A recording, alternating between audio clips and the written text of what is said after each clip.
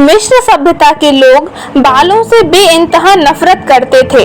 बालों के प्रति उनकी नफरत इतनी थी कि जितनी दो दुश्मन भी आपस में नहीं करते होंगे।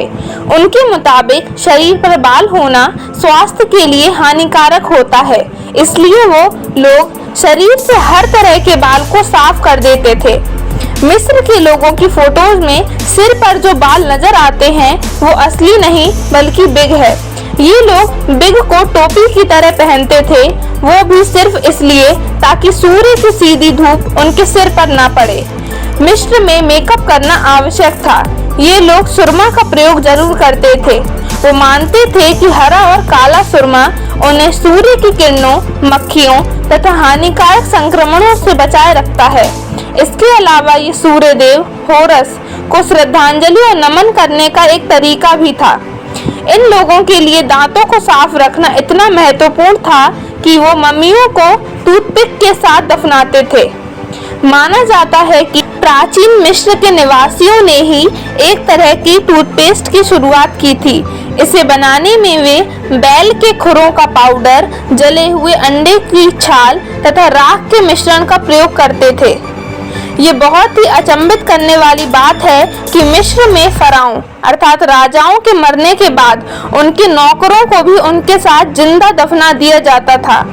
पहले लोग नौकरों के सिर पर वार करके उन्हें बेहोश कर देते थे और फिर दफना देते थे।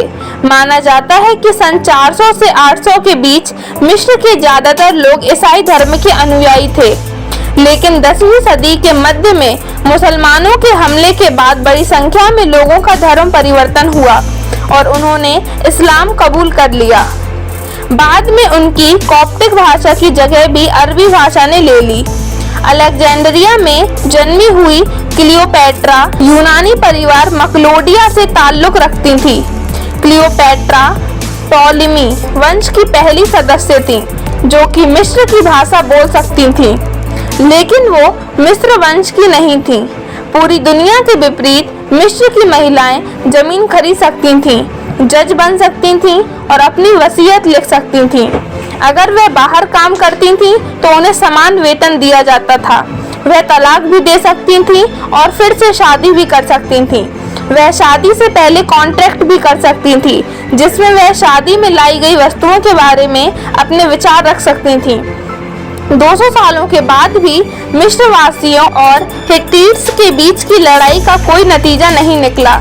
1259 में दोनों राज्यों को एक दूसरे से खतरा था। रामसेस और हथतुसिली III ने एक शांति संधि की और यह वादा किया कि वह किसी भी तीसरे आक्रमणकारी के खिलाफ एक दूसरे की मदद करेंगे।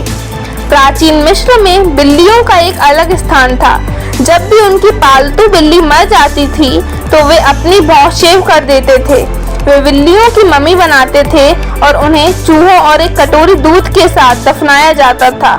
उनका मानना था कि अगर इस दुनिया में कोई जानवर ऐसी भक्ति पैदा कर सकता है तो वह बिल्ली ही है।